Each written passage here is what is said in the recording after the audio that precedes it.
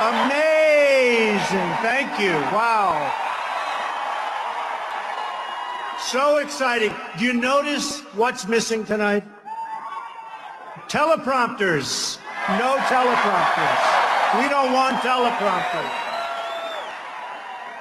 That would be so much easier. We read a speech for 45 minutes. Everybody falls asleep, listening to the same old stuff, the same old lies.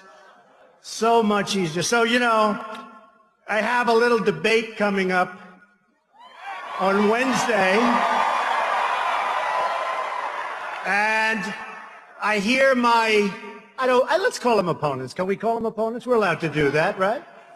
You know, New York was very nice to you people last night. You know that, right? Did they hand you that game? They handed it. I said, I am going to have the friendliest audience. Sit down.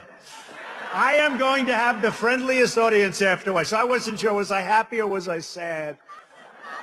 But Jerry Jones is a great guy, and he deserves everything he gets, frankly. And you know, another great guy is Mark Cuban. True. And I think, you know, he's been talking a little bit about maybe someday doing this himself. And I think he'd do very well. We may not have the exact same feelings about where we're going, but that's okay. But Mark was great. He actually called me, like literally a few days ago, and said, you know, if you want to use the arena, which is, by the way, a beautiful arena. This is a great arena. And Dirk, I love him. He's one of my favorite players. One of my favorites. And the Mavericks have been fantastic, and you know, just a great team. But he said, if you want to use the arena, I said, Mark, when? How about Monday night? It's like, that was like in 4 days. And you had a big holiday in between. And he said, I think, you know, they really like you in Dallas. They really like you in Texas. Maybe you can get a lot of people.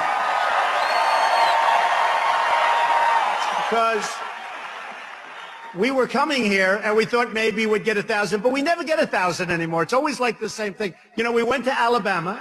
We started off with a 500-person ballroom. And after about 2 minutes, look at all these guys, paparazzi, ay, ay, ay. Look at this. We got everybody here. We started off, by the way, with a 500-person ballroom, and after about 2 minutes, the hotel called up begging for mercy. We can't do it. They were inundated. So we went to the convention center, and that was 10,000, and that was wiped out in about an hour.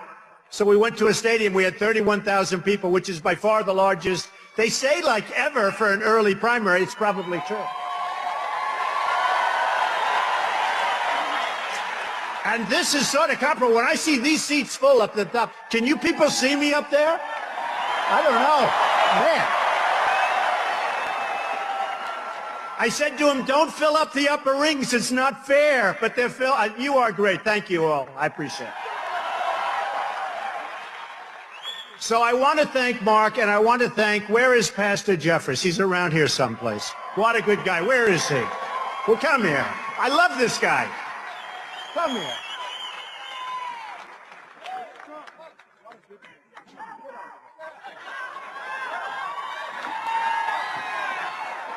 I shouldn't say this. I should not say this, Pastor, because, you know, I need all the help I can get.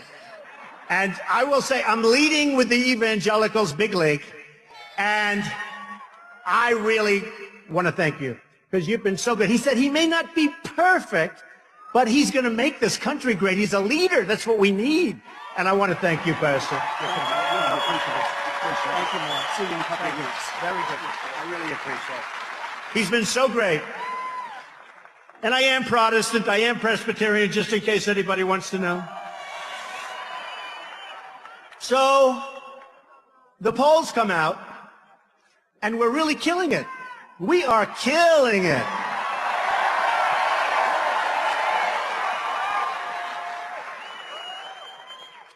They mentioned a little while ago, Scotty, about the silent majority. It's back, and it's not silent. I think we should call it, maybe we should call it the noisy, the aggressive, the wanting to win majority. That's what it is. We want to win. We're tired of being pushed around by incompetent people. We're just tired of what's happening. We're sick and tired of what's happening. And it's going to change. It's going to change. But before I get to that, because that's unpleasant, but it's going to be pleasant, because I finished a speech last week, and I have to say, we're going to have so many victories that at some point, they're just going to be coming out of your ears. Oh, I have to be careful what I say about coming out of somebody's ears. Have to be careful. Nose, ears, eyes, those are the only places I'm talking about. The only. But we're going to have so many victories, and they're going to be great victories. And we're going to have them all the time, because we have an amazing country. We have a country that is dying. They just want to have victory. We don't have wins anymore. We don't have it. So, the debate. I hear they're all going after me. Whatever. Whatever. No, I hear it. Everybody, you know, all these geniuses, the talking heads, and some are great. Actually, some have come around. You know, at the beginning, 3-4 months ago, well, he's just doing this for fun. He's doing this for his brand.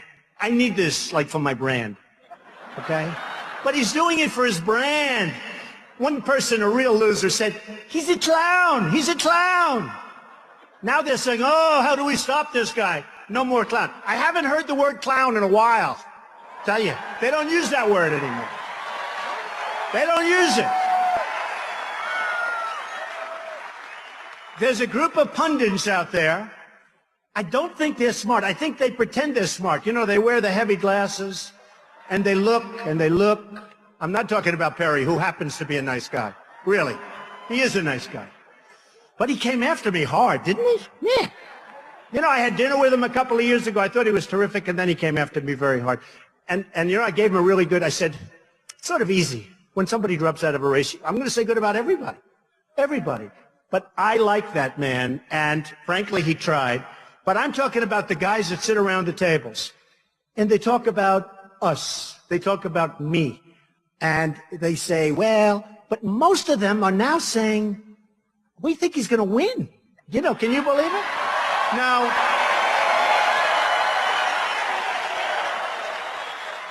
we still have a few out there. The hatred is so incredible. It's so incredible.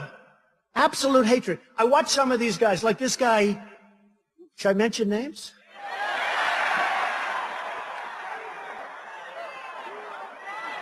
Okay, I will.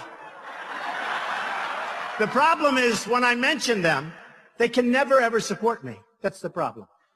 And you know, look at all those live television feeds. It's always tough. Every time I speak, they put me on live television, so I have to make different speeches. These guys go around, they make the same speech hundreds and hundreds and hundreds of times. Nobody cares. It's true. It's true.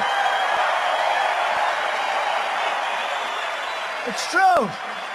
You know, you got CNN Live, you got them all. And who need... No, they're 50% good. 50%. They've been pretty nice. But you know, who really, when you think about it, who has to do this? So I come out today. How many live feeds you have? Many. Look at all those cameras back there. Take a look, everybody. Now, if you like the media, give them a big hand. And if you don't, give them a big boo. I had a feeling.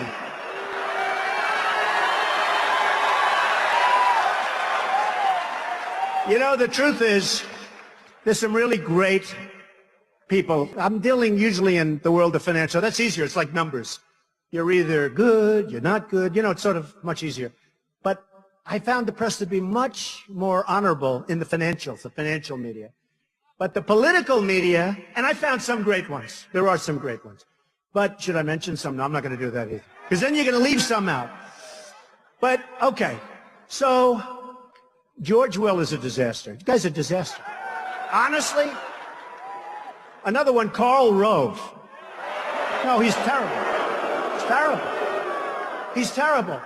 He still thinks that Mitt Romney won. He's still going around saying, I think he won. This guy raised, think of this. He ought to be in Wall Street. He raises money pretty well. He raised last cycle, the last presidential election.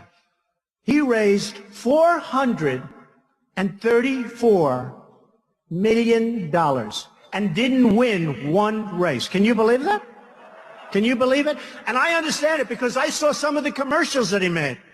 I saw a commercial he made against Barack Obama.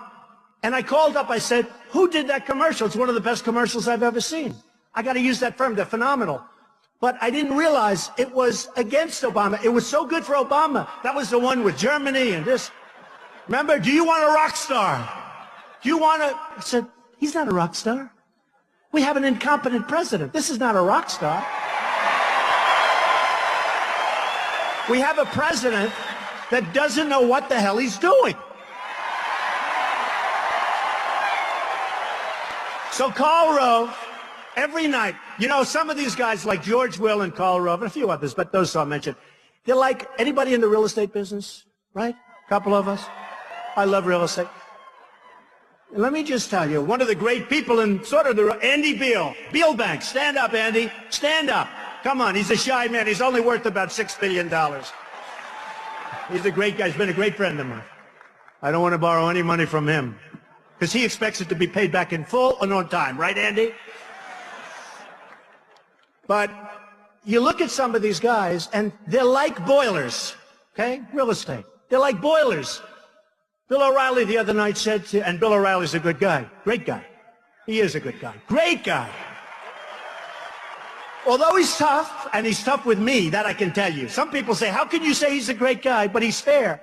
But I saw Karl Rove on a show the other night, and the name Trump came up, and you could see it was like a boiler ready to explode. I think the guy is a total incompetent jerk. But him, and there are others. But I would say this, anybody that gives him, Karl Rove, and others, the group of losers, anybody that gives them money, you're losers yourself. Doesn't make sense because they don't know what they're doing. So the polls come out, and everybody's surging for Trump. They don't want to say I'm surging.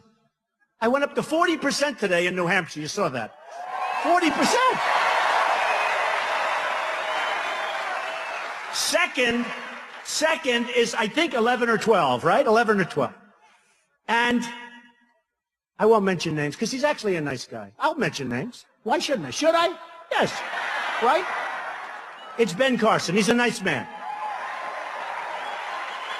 I think he's in second place at 11 or 12%. Now, I'm at 40, and it's actually 41, but they don't want to say that. They don't want to give me the little benefit of a couple of...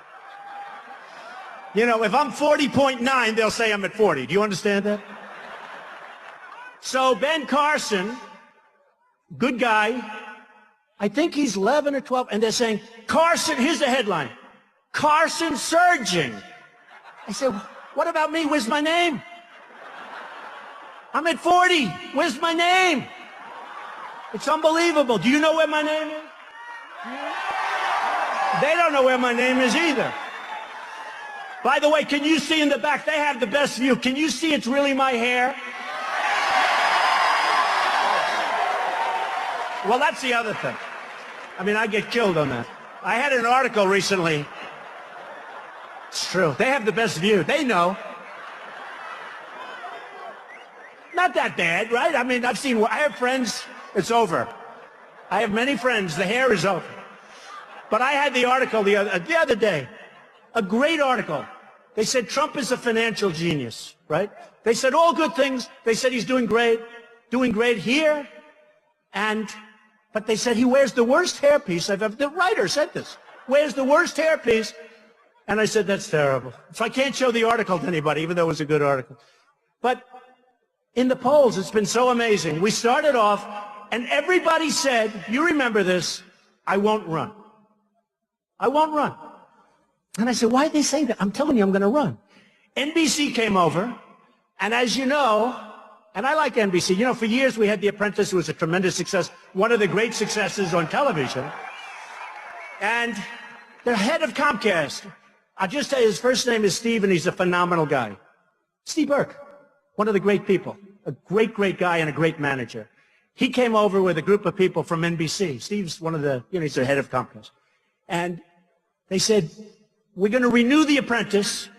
And by the way, it's a lot of money. Did you see in my certified financial statement what I made with The Apprentice? When I give up The Apprentice, I made $213 million. Can you believe it? From a television show. And I had these announcers say, oh no, I think you only made $1 million. And guys like Joe Scarborough, who's a good guy, right? Yeah. He said, no, he's got a primetime show for years. I mean, it's got to be. Anyway, when they checked it, 200. So NBC renews The Apprentice, and I told them, don't do it, because I'm running for president. I'm going to make our country great again. Don't renew it. Now, if I make $213 million over a, run of 12 years or whatever, that's a lot of money. Even for me, it's a lot. That's a lot of money. That's pretty good, right? Considering it's not my main business. But I made this money, and the people come up and they say, oh, well, we're going to renew it anyway because he's not going to run. So NBC renewed The Apprentice. They announced that they renewed it. They said that Donald Trump will do another season, and I told them not to do it. Then I told them that I'm not doing it again. And they went in the upfronts arena, and they were so angry at me. They were so angry. But you know what? I give up a lot when I do this. I give up a lot. I miss all of these deals. I love my business. I love what I'm doing. Andy can tell you that. Tom Benenson can tell you that.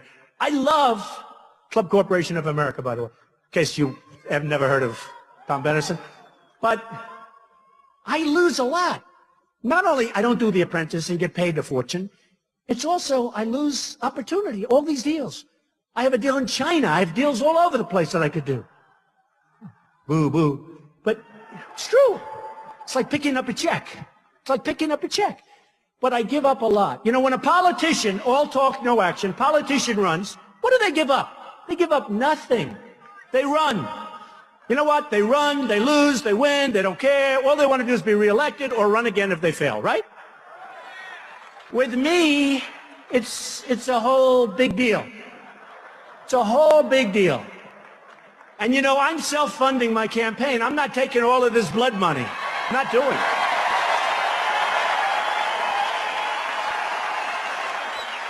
I'm not doing it. And I feel a little bit awkward and a little stupid. I have guys offering me millions and millions of dollars. When you're in number one place, then the bloodsuckers come out. The lobbyists, the special interests, the donors. Don, we love you. Guys I haven't heard from in 10 years. Don, we love you. 40% in New Hampshire, winning Iowa. We're killing in Iowa. Incredible people. New Hampshire, incredible people. South Carolina, incredible people, incredible numbers there too. We're winning in Florida. Think of it. You have Jeb Bush, governor of Florida. You have a sitting senator in Florida, Marco Rubio. And the poll comes out the other day, Trump is leading in Florida. Can you imagine? Bigly. How about this? Have you ever heard of the great state of Texas?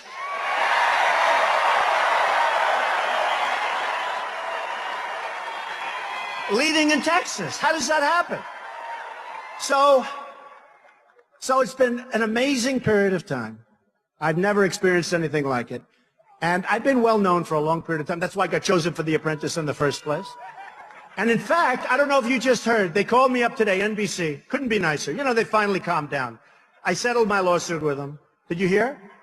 Did you hear? Yes, she heard. I settled my lawsuit with them last week. A lot of litigation, settled it. They couldn't have been nicer. And they called me today and wanted everything, they want me on their side. And I am on their side because I really like the guys at NBC. And they have announced, or will soon announce, who's going to take the place of Trump? Arnold Schwarzenegger. Good, right? I think it's a good choice. And he's a friend of mine. And I approve it 100%, and I'm with him 100%. I think he's going to do great, and we'll raise a lot of money for charity. I'm still in there because I have a big chunk of it. A lot of people don't know that. These are minor details. But I think Arnold is going to do great. And so they just announced today that Arnold Schwarzenegger is going to be doing The Apprentice because I'm not allowed to do it because I'm doing this. So I wish Arnold well. We have so many problems in this country. We'll talk about a few of them. And we'll celebrate because ultimately we're going to have victory. We're going to have victory. This is a movement that's happening. I had a lawyer come up to see me a little while ago. He said, Mr. Trump, I've been doing this for 35 years. I've never seen what's happened here. I got a call from a writer from the New York Times. I have great respect for the New York Times. And he called up somebody, I know, I hear that, but it's okay. This is a good story, not a bad story. And he said, could I ask you a question? I said, what? Very powerful writer, actually. He said, how does it feel? I said, how does what feel? He said, what you've done has never, ever been done before. You've dominated, you've taken over the polls, you've taken over, you know, on television, on Fox and CNN, they call it all Trump all the time. Can you believe it? All Trump all the time. And by the way, their ratings are through the roof. If they weren't, they wouldn't put me on. I'll be honest with you. It's a very simple formula in entertainment and television. If you get good ratings, and these aren't good, these are monster, then you're going to be on all the time, even if you have nothing to say. If you come up with a cure for a major, major, horrendous disease, and if you don't get ratings, they won't bother even reporting. It's very simple business. It's very simple.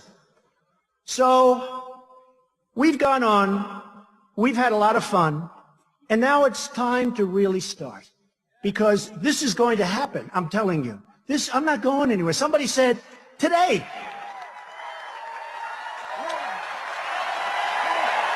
We're not going anywhere.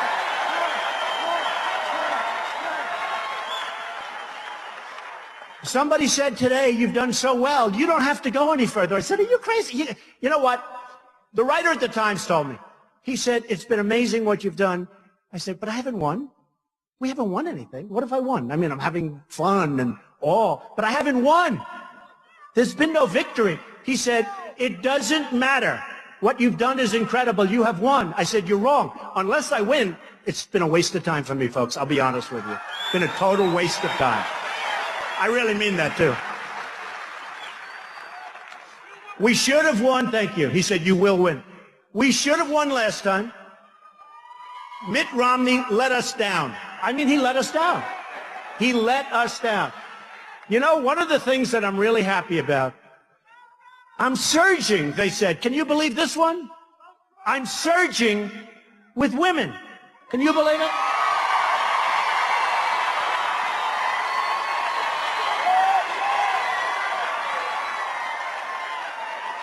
I have such respect for women. I cherish women. I'm going to take such good care of women's health care issues, you won't even believe it. But I'm surging with women. One of the things coming out, I'm watching television, and they said, Trump is surging with women. I said, really? That's amazing. You know, it's incredible. I'll make, like, statements, because, you know, Carly's giving me a little bit of a hard time, even though her poll numbers are horrible. She's the one. She was another one. She's surging. Ben is, everybody's surging but me. Hillary's not surging, I tell you that. They're not saying that. They're not saying that. Thank you. Hillary is not surging. Look, I like Carly, and I like Ben, and I like many of the people that I'm running against. I mean, many of these people are terrific people.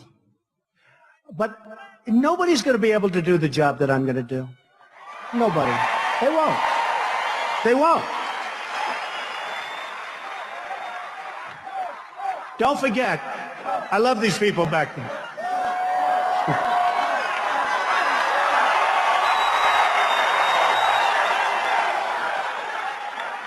But they won't. I mean, what I do is I do deals. I deal. I have tremendous energy, tremendous, to a point where it's almost ridiculous when you think about it. But we need somebody with great energy, with great passion, with great deal-making skills. And we need a closer. We need closers. We don't have closers.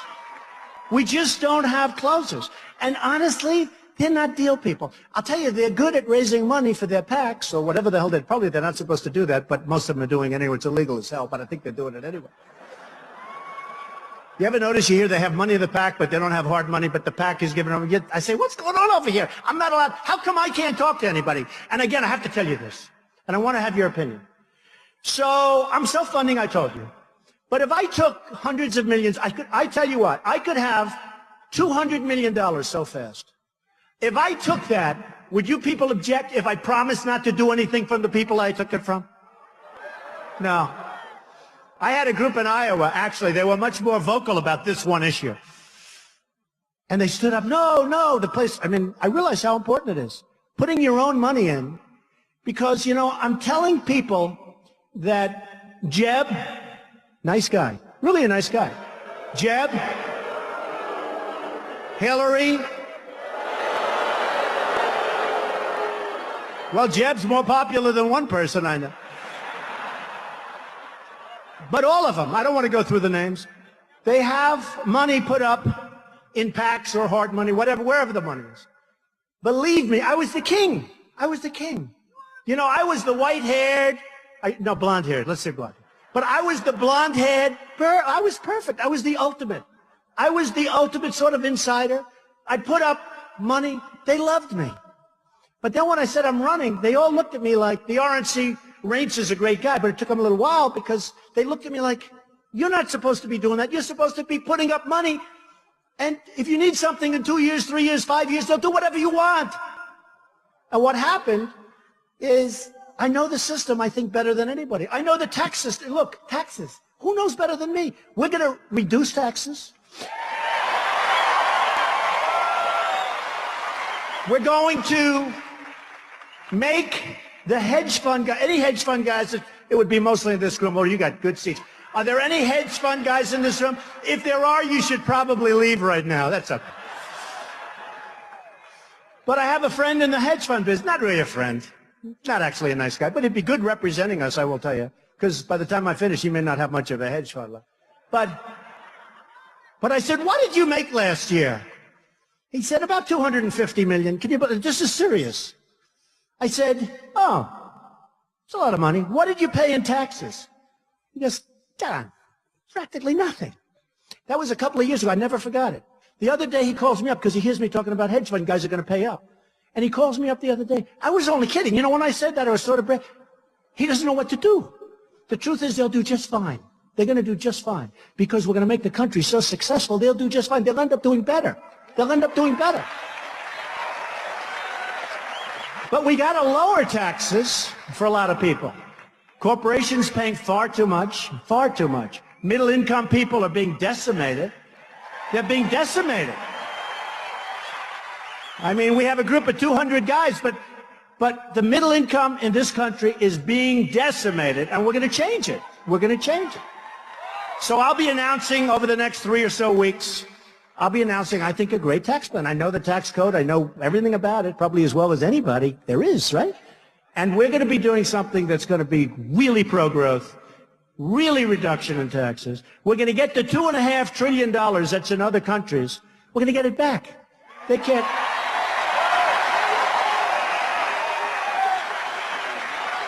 No, we're going to get it back. And, you have corporate inversion. Does anybody know what that means? In the old days, people might leave New York for Texas, or they may go from New Jersey to Florida, or whatever. It's not that way anymore. Now they go from this country to other countries. And they go for two reasons. Lower taxes, lower labor, but lower taxes. You have countries that want to charge them nothing. So they take these companies, and these guys, they make a fortune. They have no real loyalty, in many cases. They have no real loyalty to the United States. They want to show a good profit and loss statement. So they take and they go to another country, and all of a sudden their numbers look good. And they can't bring their money back in. And by the way, for 2.5, 3 years, I've seen every politician agrees that we should lower the tax on bringing money because it's so onerous that nobody in this room would bring that money back. Everybody says it. For 2.5 years, the Democrats, the Republicans, the liberals, the conservatives, everybody, they can't make a deal. They can't make a deal. We have a government that's really messed up because we don't have a leader at the top. A right leader could get it done.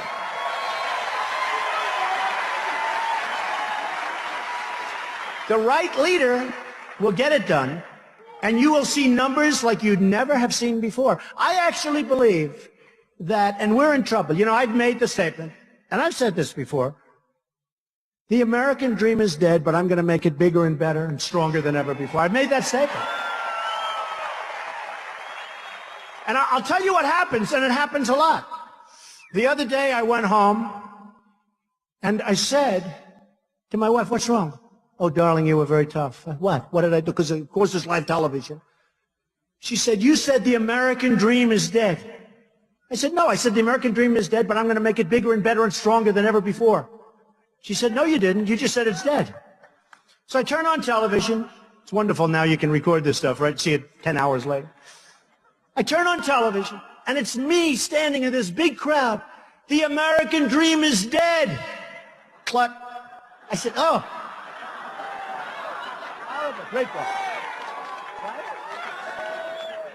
Again, the dishonest media. You know, I went ballistic. I was so angry. But the American dream, it's going to be better. I'll tell you what, we can make it better than ever before. We can do, I mean, we're in Texas. We can do things with oil and gas that will be unbelievable. Unbelievable. Unbelievable. Try sending your oil outside of the boundaries of the United States. How ridiculous. And we're sitting on top because of technology. We can be the #1 energy producer in the world. Right here in the United States. But we have archaic laws. We have, everything's wrong. And I have so many friends in the energy business. They're great people. They're working. They're not as rich as they were about 2 months ago, but these are minor details. They'll be fine. But we can do things with energy that will be so incredible, which is great for Texas, but it's great for the country. It's great for the country.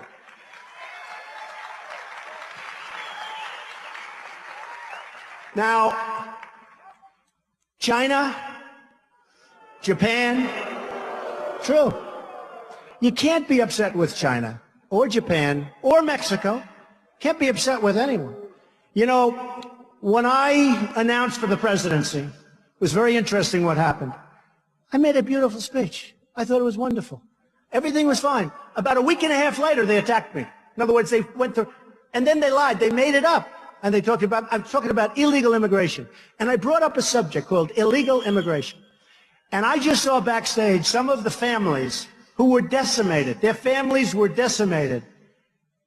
Their sons, their daughters killed by illegal immigrants. And it's a massive problem. We have to stop illegal immigration. We have to do it. We have to do it.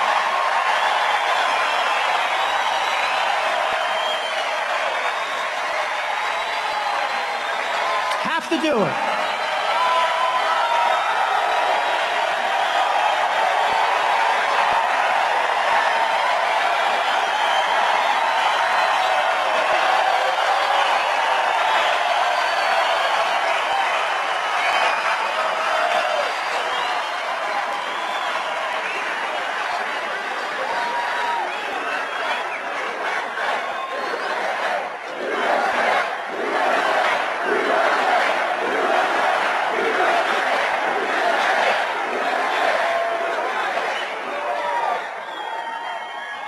And when I hear some of the people that I'm running against, including the Democrats, we have to build a wall, folks. You have to build a wall. And a wall works. All you have to do is go to Israel, say, how's your wall working? Walls work. And I want people to come into the country, but I want them to be legal. I want them to go through the process. I want them to come in. I want to have a big, beautiful door. But they have to be legal. They have to be. And if they're not going to be, they can't come in. And I'll tell you what, the first thing we do, you know, people don't realize, you look at crime in Chicago, you look at crime in so many different places, and you see gangs. Many of these gang members are illegal immigrants. They're rough dudes. They will be out of here so frickin' fast.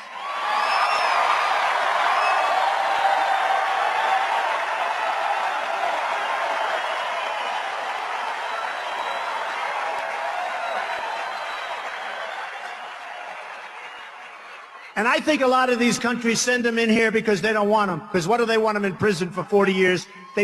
Look. Whether it's any country, their leaders are smarter than our leaders. They're more cunning. They're tougher. They're better. And we take them. Kate in San Francisco, this magnificent young woman, shot in the back by a guy that was sent over here, probably pushed over, who knows? But he was an illegal immigrant. Came over, went to San Francisco. We have to end this sanctuary cities crap fast.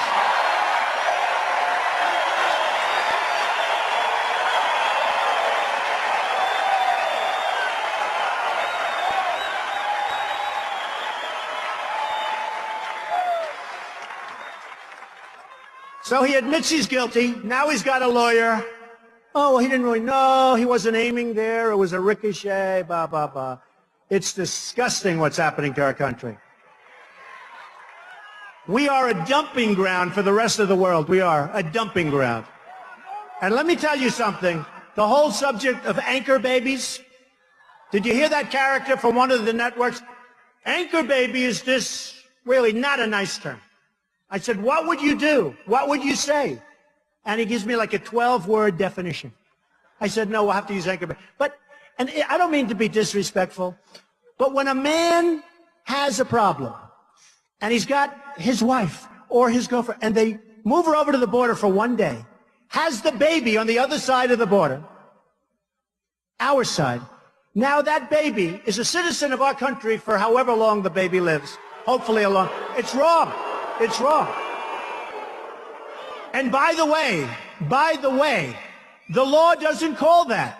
That's not what the law says. And people are finding out now that I'm right. We didn't say that somebody could be pregnant for 9 months, come across the border, have a baby, and now it's ours and we have to take care of the baby forever. It doesn't say that. It does not say it. So we have to straighten out. We have to straighten out our act. We're going to have a great country. We're going to have a great border. We're going to have a border that's a real border. You people are suffering. I mean, you know, I'm in New York, but from New York too. They're all over the place. We want people to be in our country legally.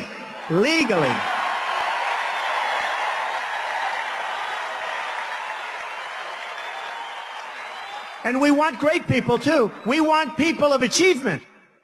If you go to Harvard or Stanford or the Wharton School of Finance or any of these schools or Yale, and you're the top in your class, you graduate, you want to stay in the United States and you want to have your career here. You can't. They throw you out. They put you back in China. They send you back to Mexico. Those are the people. We need those people. We need them in Silicon Valley. We need them in Manhattan. We need them in Dallas. We need them. Why are we throwing them out? They want to be in this country, and we throw them out. So we have so many things we can do. So many things we can do. Now, I'll give you a little thing that happened the other day. I made a speech on behalf of the Tea Party. And by the way, the Tea Party people are fantastic people. Okay? They are fantastic people. They love the country so much. And you talk about people that get decimated. They just get decimated by the media. These are fantastic people. They love this country. These are the people that we want. But I look at what's going on, and I look at what's happening, and I made a speech in Washington the other day for the Tea Party. And your senator, too, by the way, Senator Cruz, who happens to be a good guy. Good guy. Now, if he comes out and attacks me on Wednesday night, I will take it back immediately, okay? But he is a good guy. So I'm standing there, and the Capitol building has this massive scaffolding around it, right? Have you seen it? Massive. I said, man, that's a big deal. As a real estate guy, the thing I do best is build. Hey, wouldn't it be good to have a president that really knows how to build? Like, I'm so good at it. Infrastructure, roads, airports, highways. I could do it for a fraction. You know, I'm building the old post office on Pennsylvania Avenue. Under budget, ahead of schedule. Can you believe that? And I got it from the Obama administration, and everybody else wanted it, which I still haven't figured out, actually. But it's going to be a great hotel. But they're doing the Capitol building, and it's got massive, massive scaffolding. And we're having, in 2016, you know, we're going to have a thing called, like, an election, right? And they say that this massive scaffolding, I heard this the other day from a construction firm that's involved in the job, that this massive scaffolding, they want to have it for the inauguration. Wouldn't that be nice for me? But they want to have all the scaffolding down, but they can't do the work because they don't have enough time. They have so much time. What are they doing? Caulking, pointing, fixing, structure. What the hell are they doing? It's not a big deal. So they're going to take all of the scaffolding down, pay millions of dollars to do that, millions. And then after the inauguration, they're going to put it back up again and pay millions of dollars more. You believe that? Right? Now I say, do it simpler. Get them to work faster. Do you agree? I like the idea. No. I like the idea of the scaffolding being down when they're swearing me in. I do. I don't want to see all this scaffolding all over the place. I want to see that beautiful rotunda. I want to see it. I love it. Such a beautiful building. But you know what? I told them, I said, why don't you just move faster? Work faster. Get it done. So you take it down, you don't have to put it up. They said, we never thought of that. Believe it? But they're going to take it down. They're going to take it down. I hear the contract's order. So they're going to take it down, then put it back up. Can you believe this? So let me tell you, I'm going to save my first money for the United States. If I win, I will let the scaffolding stay up, okay? All right? I'll let it stay up. We'll save millions of dollars. So in the pictures, they'll have some scaffolding. They can probably nowadays do something with that anyway. So in the pictures, we'll have some scaffolding. So, not if I win. I love this woman. Stand up. What did you just say? Not if you win, when you win. So a story I tell is a friend of mine who's a big manufacturer, great guy. Can't do business with China. Can't get his stuff in there. He calls me, he's depressed. He says to me, Donald, I can't deal with China. And he's a good guy. He does great stuff, better than they do. He said, I can't sell it. They don't take it. Finally, they're taking it. They're charging him a massive tax. A massive tax. Another friend of mine recently, he bought an airplane. It's a rich guy. Bought, like for these people here. They probably all have this, but a really good plane. I said, why did you sell your old one? Get in? He said, well, what happened is a man from China ordered a plane, and he can't get it back into China because the tax is humongous.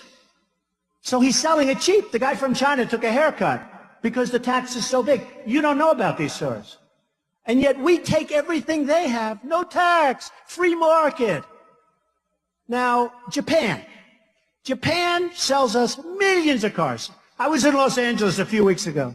The biggest ships I've ever seen, ever. Thousands of cars, they're pouring off. We give them beef. And they don't want it. Do you ever see where the farmers are protesting? They don't want it. So we send it back. By the time it goes back again, it's all gone. It's done. Mexico. Everybody's moving to Mexico. You know that, right? Do you know that? So many people moving to Mexico. I love Mexico. I love Mexico. I have hundreds and hundreds and thousands, actually, of people that are Mexican. They work for me. They're great people. But their leaders are smart. They're smart. So we have Nabisco the other day, Oreos. I refuse to eat Oreos anymore. They're moving their plant to Mexico from Chicago. Why? How does it help us? How does it help us? Ford, $2.5 billion plant being built in Mexico for cars and trucks and everything. And I said the other day, it's actually not a bad idea because they can build a car, build a truck, and they can have the illegals drive it right across the border. Nobody's going to check them. They'll save a fortune. They'll save a fortune. So I don't want them spending $2.5 billion. That's a hell of a plant. By the way, in Tennessee, another major car company, all set to go in Tennessee. At the last moment, they said, we're not going to go to Tennessee, we're going to Mexico. It's going to become like the car capital of the world. So what happens is Ford, $2.5 billion plant. Now I said, what would Jeb Bush or Hillary Clinton do if they were president? Because you got to remember what I said. They're controlled by the people that gave them the money. Totally. By the lobbyists, by the special interests. So, but they're smart. They'd say, we don't like this deal. We're going to end it. And then they'd be called by their lobbyists and say, Hillary, we gave you millions of dollars, and I represent Ford or whatever the company it is. And we don't want you to do that. It's no good. We don't want you to do that. And you know what they're going to say? Okay, I'll let them build it. Now compare that. First of all, believe me, that plant doesn't get built there. It gets built right next to, it might not be here. It's going to be maybe in Michigan where they're just being decimated with the plants. They're being decimated. Everybody's leaving. They're going to Mexico and other places. So I said to myself, what would Bush do? What would Hillary do? And what would Trump do? First of all, who would you rather have negotiating? Jeb or Trump? Believe me. How about this? Hillary, who, by the way, was the worst Secretary of State in the history of our country. You think about it. Would you rather have Hillary negotiating? Or would you rather have Trump? Okay. So let's say, you know what Jeb does, you know what Hillary does. The plant gets built, no problem, don't worry about it. What the hell, it's only about 10,000 jobs or whatever it was, billions of dollars. And our country's being drained. Our jobs are being stolen by all these countries. And not just them, all of them. So what would President Trump do? President Trump. Trump. Okay. What would President Trump do? So I'd call the head of Ford or whatever company, but I'd call the head of Ford. I'd say, congratulations. I understand you're building a massive plant in Mexico, and you're taking a lot of jobs away from us in Michigan and other places. No, I don't like that. I don't like it. I just don't like it. And he'll say, well, Mr. President, it's wonderful, wonderful for the economy. Oh, great, just great. It's wonderful for whose economy? Not for our economy. We lose on everything. We lose on jobs. We lose on money. We lose on everything. So what I'd say is the following. I don't want you to do that. And if you do it, you're not going to have any cars coming across the border unless you pay a 35% tax. That's it. That's it. No, that's it. And they're going to say to me, Mr. President, please, please, please. Now, I guarantee you, let's say I make this call at 9 o'clock in the morning. By 5 o'clock in the afternoon, I think the deal is done. They move back to the United States. It may take a half a day longer. It may be 12 o'clock the following day. But I guarantee you, but what will happen is I'll be called by lobbyists, but they're not giving me any money. I won't take it. I turned down $5 million last week. $5 million. I said, I can't take it. You know, I go like this. I just close my eyes. You know, it's really sort of not natural to me to turn down money. Does that make? But I turn it down because once I know the game, once they give you, you sort of owe them, right? You know, how can you tell a guy, you know, you gave me $5 million, you helped me get elected, and I'm going to hurt you with your client. So what happens, I would say, is that I will get a call from the head of Ford, and he'll say, Mr. Trump, you're doing the wrong thing. I say, all right, that's fine. Just do it. Just do what I say. Do what I say. And I guarantee you, after I tell all the lobbyists, special interests, and people that donate to everybody else but me because I won't take their money, after I tell them all no, within a short period of time, they'll call up and they'll say, Mr. President, we've decided to move our plant back to the United States, sir. That's what's going to happen. That's what's going to happen. So just a couple of more points, and, you know, it's depressing. Isn't it depressing?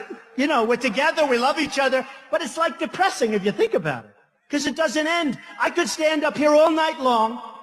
I could tell you stories. They're all depressing. But the good news is they can all be remedied. Every one of them. They can be remedied. So, Iran deal. Iran deal.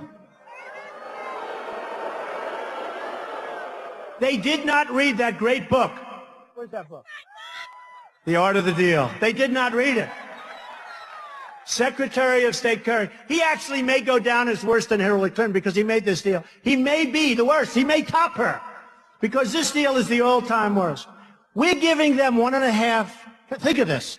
We're actually giving them $150 billion. Now think of it. Now think of it.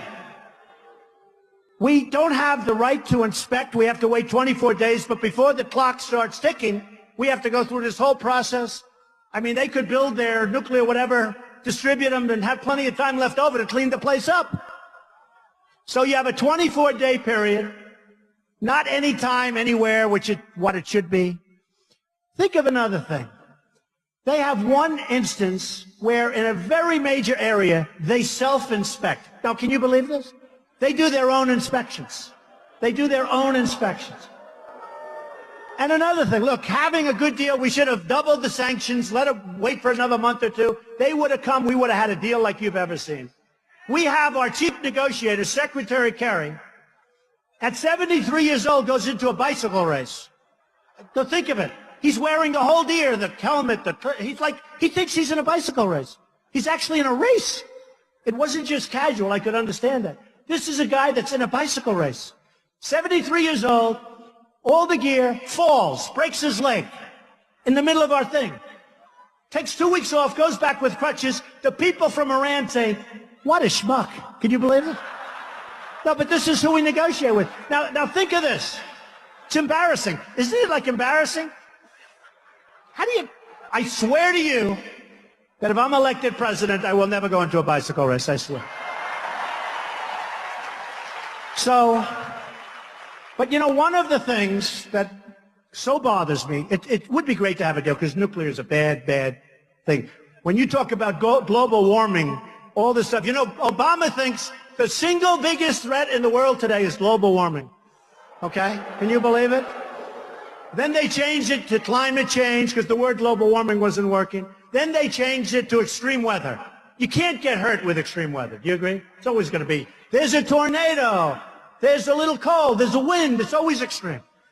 He said the biggest threat we have is extreme weather. And I say, in terms of global warming, the biggest threat we have is nuclear global warming because we have incompetent politicians. That's the biggest threat we have. Not global warming, nuclear global warming. That's the biggest threat we have, believe me.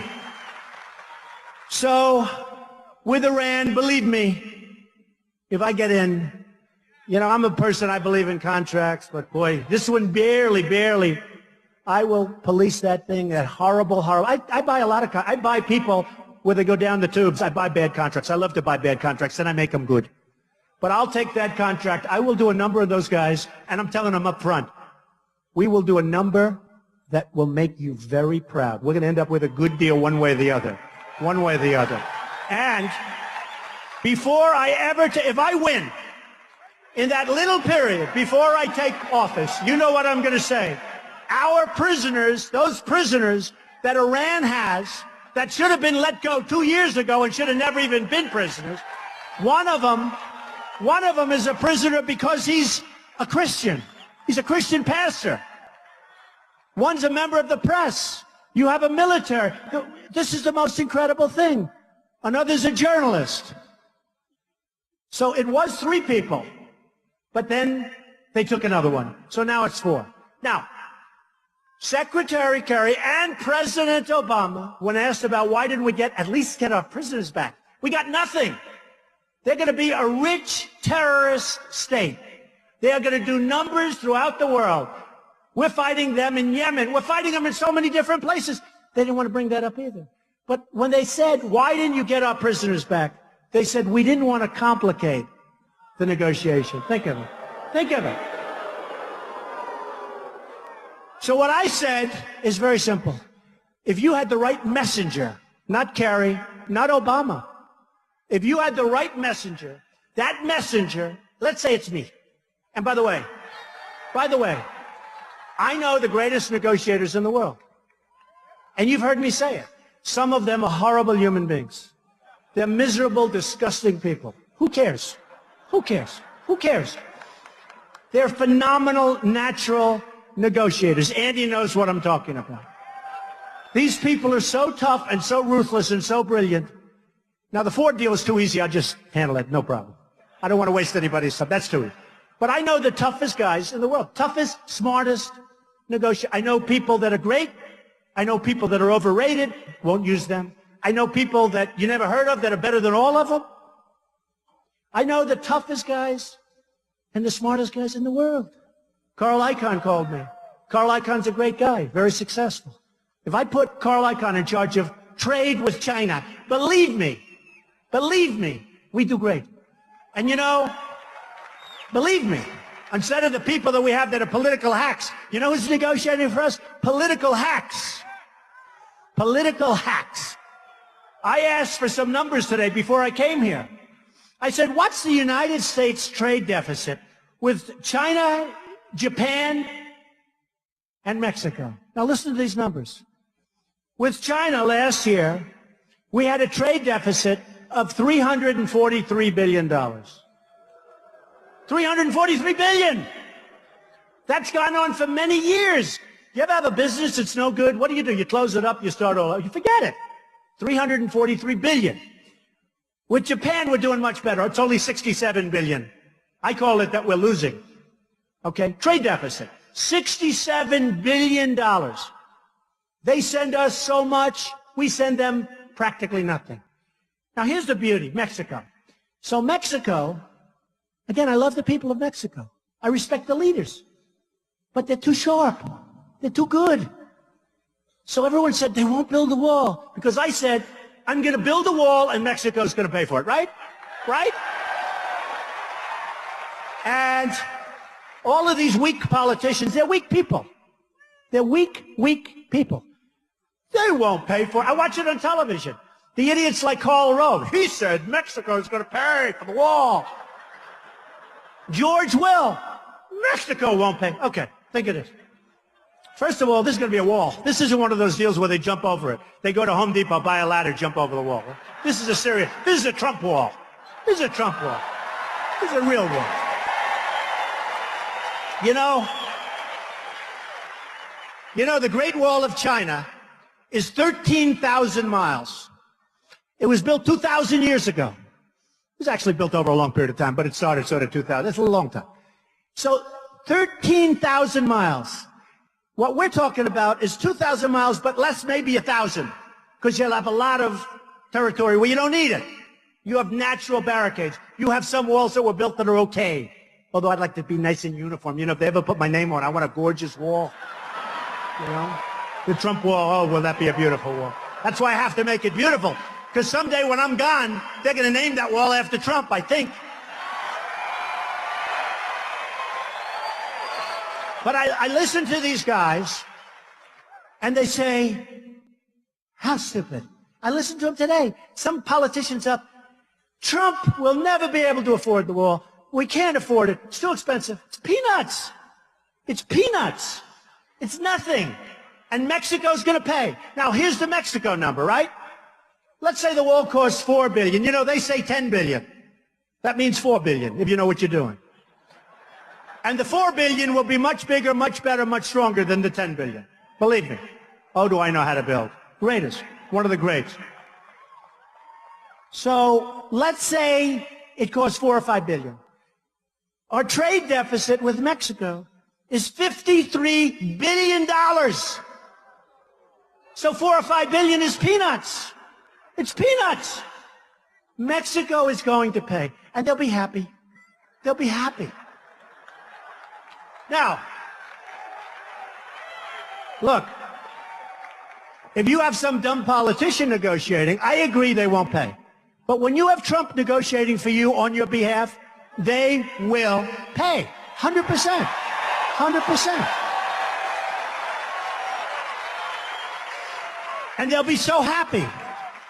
You know, the world rips us off and they all hate us. China hates us. Russia hates us. Mexico hates us. Japan hates us. Everybody hates us, and they're all winning. I'll make it so we do well with these countries, and we'll actually have a better relationship. I have the biggest bank in the world from China in my buildings. They just renewed their lease. I said, really? Oh, yes, we respect you so much. They just renewed their lease for 10 years. They will do what we want, and we will do great. A couple of other things. Obamacare. We're going to repeal it. We're going to replace it. We're going to get something great. Repeal it, replace it, get something great.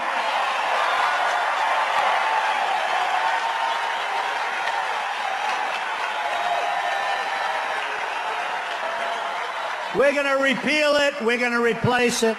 You know who benefits from Obamacare? Remember the $5 billion website? $5 billion, it didn't work, still doesn't work. But you know who benefits? Any insurance guys in this group here? Good, then I can. You know who benefits? The insurance guys. The insurance companies make a fortune with Obamacare. In the meantime, your premiums are going up by 30, 40, 50%. Your deductibles, you have to die, and then you probably still won't get anything. It's no good. We will have a plan that will be so good. We're going to get rid of the borders, the phony boundaries. You know what they have? I have thousands and thousands of people work all over the place. And if I'm in New York, I get like one bid. And if I'm in New Jersey or if I'm in Texas, no matter where, you get like very little competition. Thank you. We'll call it Donald Care. Good. Haven't thought of that. Because the insurance companies would rather have a monopoly on New York or Texas or wherever they may be than be able to bid all over the United States. We will do something really good with healthcare where it'll be better for the people and cheaper for the United States. You know, the United States in 16, Obamacare kicks in. Big league. Big league. And you talk about a deficit. We're going to have one of the great deficits of all time. And it's because of a lot of things. It's because of incompetence, but it's also because of Obamacare. One other thing, and I have to say this.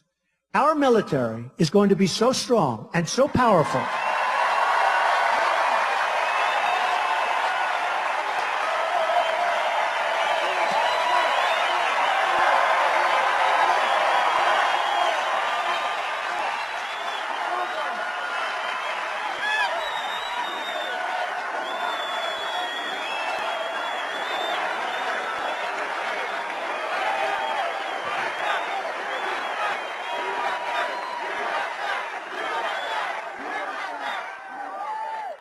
Our military is going to be so strong and so powerful and so modern.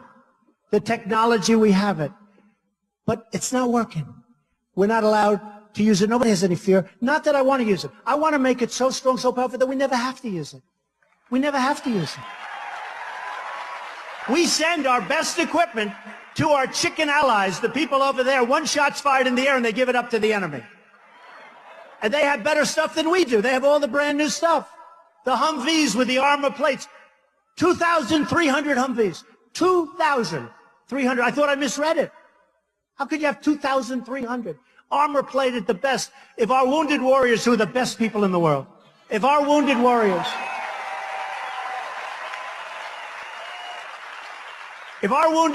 were in those Humvees, they wouldn't have lost their arms and their legs and had such a tough life. These are the greatest people. So we're going to make our military so strong and so powerful and so great.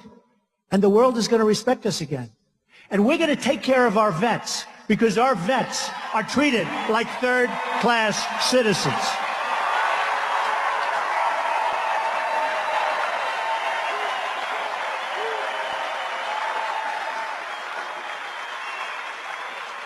Our vets are our greatest people, and we're going to take care of our vets. So just in closing, I just want to thank all of the people in Dallas.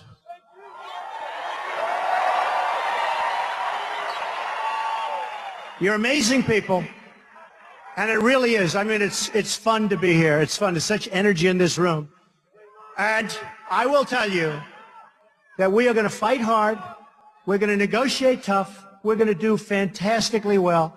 We're going to put our people back to work. We're going to get rid of all these ridiculous, it's so bad. We're going to get rid of the regulations that are just destroying us all up. You can't breathe. You cannot breathe. You are going to be, if I'm elected president, so proud of your country again.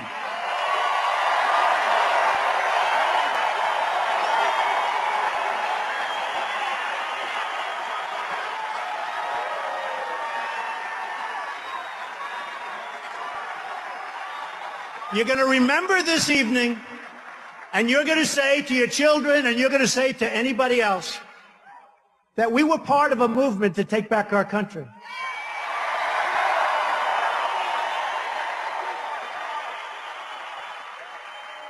And we will make America great again.